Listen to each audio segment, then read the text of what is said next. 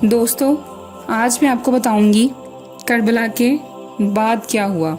जब इमाम हुसैन का काफिला रोते हुए मदीना पाक में दाखिल हुआ तो सब लोग घरों से बाहर निकल आए, यहाँ तक कि औरतें भी घरों से बाहर निकल आईं।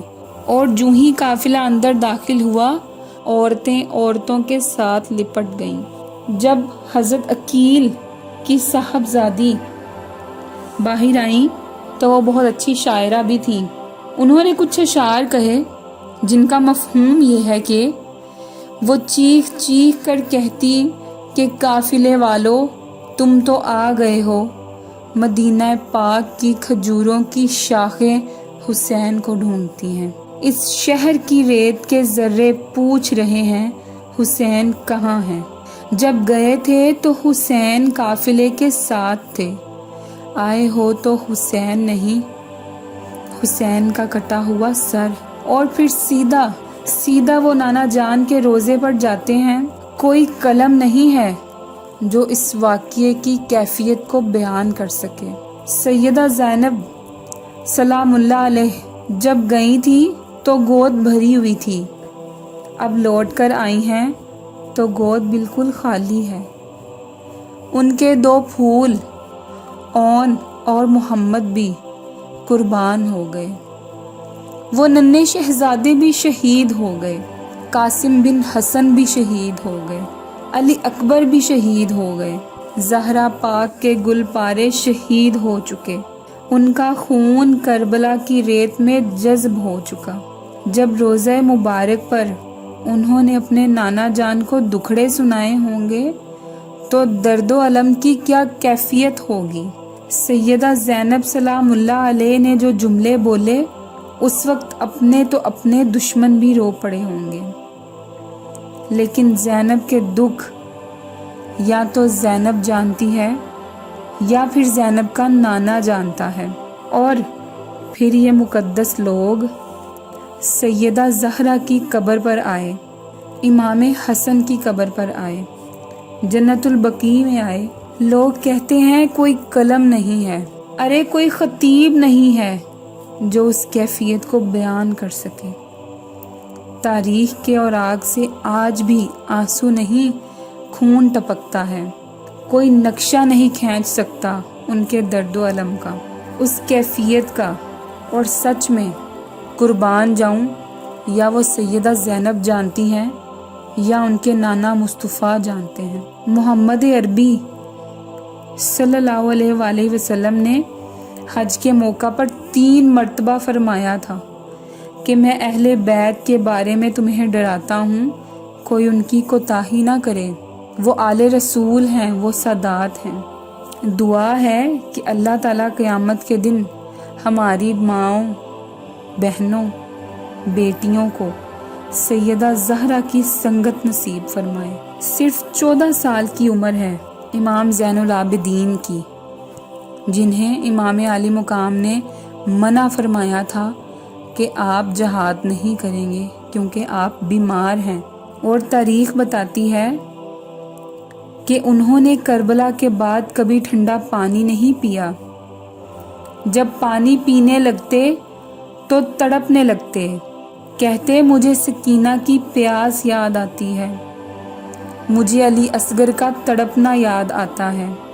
इमाम ज़ैनुल आबिदीन ने ये सारा मामला खुली आंखों से देखा था।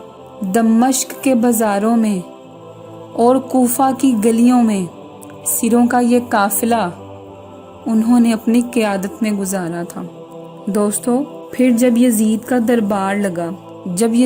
दरबार लगा तो अरब का रिवाज था कि जब कोई बादशाह या हुक्मरान आता तो कहा जाता बा अदब बा मुलाहिज़ा। यजीद के आने पर भी यही कहा गया। दरबार में आए तो इमाम ज़ैनुल आबिदीन भी उस मजमे में खड़े थे। यजीद का बेटा कहने लगा, ये देख मेरे बाबा के नारे, तेरे बाबा के नारे हैं ऐसे? तो इमाम ज़ैनुल आबिदीन ने फरमाया, हाँ, मेरे बाबा के नारे क़यामत तक हैं। इमाम ज़ैनुल आबिदीन जब यजीद के सामने हुए तो यजीद झूठे टसवे बहाने लगा, ड्रामे करने लगा کہ یہ کیا کیا، امام حسین کو شہید کیوں کیا۔ اور تھوڑی ہی دیر گزرنے کے بعد اس بدبخت یزید نے امام حسین کے لب مبارک پر چھڑی ماری تو صحابی رسول ابو برزہ اثر امی وہاں موجود تھے۔ وہ اٹھ کھڑے ہوئے، بدن کانپنے لگا، کہنے لگے، اے ظالم، اے بدبخت، تو نہیں جانتا یہ نواسہ رسول ہیں، اور اے ظالم اپنی چھڑی پیچھے ہٹا لے۔ قسم خدا کی میں نے اپنی ان آنکھوں سے دیکھا ہے نبی پاک کو ان لبوں کو بوسہ دیتے ہوئے، انہوں نے کئی بار ان لبوں کو چوما ہے۔ یزید تو بڑا بدبخت انسان ہے۔ یہ کہہ کر وہ دربار سے نکل گئے۔ پھر یزید نے کہا، بتائیں آپ کیا چاہتے ہیں؟ تو امام زین العابدین نے کہا، میری 4 شرطیں ہیں۔ کہا، بتائیں کون کون سی شرطیں ہیں؟ فرمانے لگے، سر حسین اور سر شہید ہمارے سپرد کر دو تاکہ ہم کربلا جا کر ان کی تدفین کر سکیں۔ دوسرا یہ کہ ہمیں مدینہ پاک حفاظت سے پہنچا دو۔ تیسری شرط یہ کہ مجھے جمعہ کا خطبہ دینے دو، دمشق کی جامع مسجد میں آج میں جمعہ کا خطبہ دوں گا۔ اور چوتھی یہ بتائی کہ قاتلان حسین میرے سپرد کر دو۔ یزید نے کہا، کون ہے قاتل حسین کا؟ لوگوں نے کہا، خولی ہے۔ خولی نے کہا، میں نہیں ہوں۔ سنان بن انس نخی نے کہا، میں نے قتل کیوں کرنا تھا؟ یہ تو شمر ذی الجوشن نے کیا ہے۔ شمر ذی الجوشن نے کہا، میں نے قتل نہیں کیا، میرا کون سا حسین نے کچھ بگاڑا تھا؟ قتل تو اس نے کیا ہے جس کی حکومت تھی، وہ قاتل ہے حسین کا جس کو حکومت چاہیے تھی۔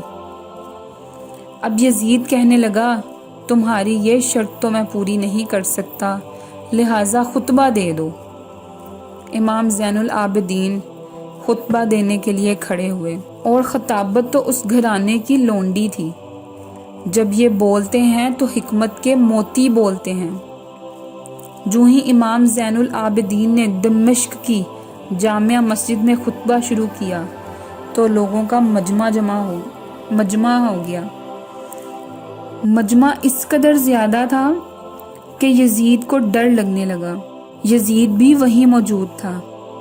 جیسے ہی آپ نے خطبہ شروع کیا تو لوگ زارو قطار رونے لگے، اور آپ نے اہل بیت کے مناظر جب لوگوں کے سامنے رکھے تو یزید گھبرانے لگا۔ وہ اس قدر گھبرا گیا کہ اہل بیت کی شان سن کر کہیں لوگ میرا گریباں نہ پکڑ لیں، لہٰذا اس نے مؤذن کو اشارہ کیا کہ اذان پڑھو۔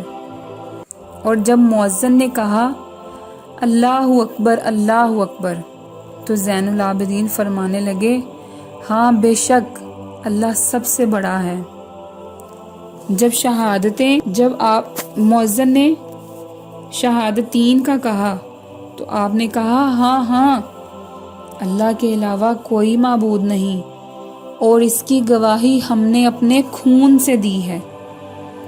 اور پھر اس کے بعد جب اشہد اللہ الہ کا ذکر آیا تو آپ نے فرمایا، یزید دیکھ، یہ میرے نانا کا نام ہے، یہ میرے نانا کے نعرے ہیں، بتا کہیں تیرے نانا کے نعرے ہیں؟